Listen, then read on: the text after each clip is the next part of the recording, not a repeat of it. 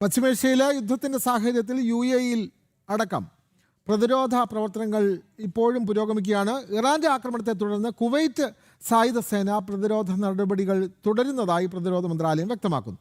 ആക്രമണത്തിൽ കേടുപാടുകൾ സംഭവിച്ച സ്ഥലങ്ങളുടെയോ മിസൈൽ അവശിഷ്ടങ്ങളുടെയോ വ്യോമ പ്രതിരോധ നടപടികളുടെയോ ചിത്രങ്ങളോ ദൃശ്യങ്ങളോ സമൂഹ മാധ്യമങ്ങളിൽ പ്രചരിപ്പിക്കരുത് എന്നും നിർദ്ദേശമുണ്ട്. രാജ്യത്തെ സ്വദേശികളും വിദേശികളും അടക്കമുള്ള എല്ലാ താമസക്കാരും സുരക്ഷിതമായ സമീപ കേന്ദ്രങ്ങളിലേക്ക് മാറണമെന്നും കുവൈറ്റ് നിർദ്ദേശിക്കുന്നു. വിവരങ്ങളുമായി ഷിൻസ് സെബാസ്റ്റ്യൻ ചെയ്യുന്നു. ഷിൻസ്, ഇറാന്റെ ആക്രമണത്തെ തുടർന്നാണല്ലോ ഇത്തരത്തിലൊരു മുന്നറിയിപ്പ് കുവൈറ്റ് നൽകുന്നത്. കൂടുതൽ വിവരങ്ങൾ. വിനോദ്, ഇറാന്റെ ആക്രമണത്തെ തുടർന്നാണ് ഇപ്പോൾ കുവൈറ്റ് സായുധ സേന പ്രതിരോധ നടപടികൾ തുടരുന്നതിനുള്ള അറിയിപ്പ് പുറത്തുവിട്ടിരിക്കുന്നത്. രാജ്യത്തിനെതിരായ ശത്രുതാപരമായ ആക്രമണങ്ങൾക്കെതിരെ വ്യോമ പ്രതിരോധ സംവിധാനങ്ങൾ സജീവമായി പ്രവർത്തിക്കുന്നതായും മിസൈലുകളും ഡ്രോണുകളും തടയുന്നതിനുള്ള നടപടികൾ പുരോഗമിക്കുകയാണെന്നും പ്രതിരോധ മന്ത്രാലയത്തിന്റെ വക്താവ് ഇപ്പോൾ പുറത്തിറക്കിയ വാർത്താക്കുറിപ്പിൽ അറിയിച്ചിട്ടുണ്ട്.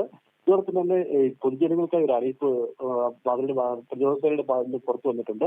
മിസൈലുകളുടെ ഡ്രോണുകളുടെ അവശിഷ്ടങ്ങൾ പൊതുജനങ്ങൾ സമീപിക്കുകയോ സ്പർശിക്കുകയോ ചിത്രങ്ങൾ പകർത്തുകയോ ചെയ്തതെന്ന് മുന്നറിയിപ്പിൽ പറയുന്നു.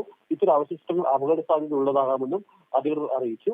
ആക്രമണത്തിൽ കേടുപാടുകൾ സംഭവിച്ച സ്ഥലങ്ങളുടെയോ മിസൈൽ അവശിഷ്ടങ്ങളുടെയോ ചിത്രങ്ങളും ദൃശ്യങ്ങളും പകർത്തുകയോ അത് സമൂഹ മാധ്യമങ്ങളിൽ പ്രചരിപ്പിക്കരുതെന്നും പ്രതിരോധ മന്ത്രാലയം നിർദ്ദേശിച്ചു.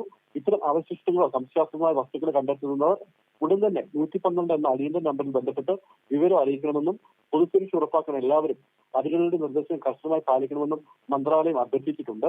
ഇതോടൊപ്പം തന്നെ ബഹ്റിനിൽ ഇപ്പോൾ വ്യോമ ആക്രമണത്തിന്റെ ഭീഷണിയെ തുടർന്ന് അടിയന്തര സൈറൺ മുഴങ്ങിയിരിക്കുകയാണ്. ഇന്ന് ഇത് 2ാം തവണയാണ്. രാവിലെയും മുഴങ്ങിയിരുന്നു. ഇത് പിന്നാലെയാണ് ഇന്ന് 2ാം തവണ ഇപ്പോൾ സൈറണുകൾ വീണ്ടും മുഴങ്ങിയിരിക്കുന്നത്. രാജ്യത്തെ സ്വദേശികളും വിദേശികളും അടക്കമുള്ള എല്ലാ താമസക്കാരും ശാന്തത പാലിക്കണമെന്നും സുരക്ഷിതമായ സമീപ കേന്ദ്രങ്ങളിലേക്ക് മാറണമെന്ന് ഇപ്പോൾ അധികൃതർ നിർദ്ദേശം നൽകിയിട്ടുണ്ട്. അടിയന്തര സാഹചര്യങ്ങളുമായി ബന്ധപ്പെട്ട വിവരങ്ങൾക്കായി ഔദ്യോഗിക സർക്കാർ സംവിധാനങ്ങളെയും അംഗീകൃത വാർത്താ ചാനലുകളെയും മാത്രം പിന്തുടരണമെന്ന് അധികൃതരുടെ ഭാഗത്തുനിന്ന് അഭ്യർത്ഥനയും ഉണ്ടായിട്ടുണ്ട്. ഏതായാലും ഇറാൻ ഇന്ന് പുലർച്ചയോട് തുടങ്ങിയ ആക്രമണം ഇപ്പോൾ രാത്രിയിൽ തുടരുകയാണ് വിനോദ്.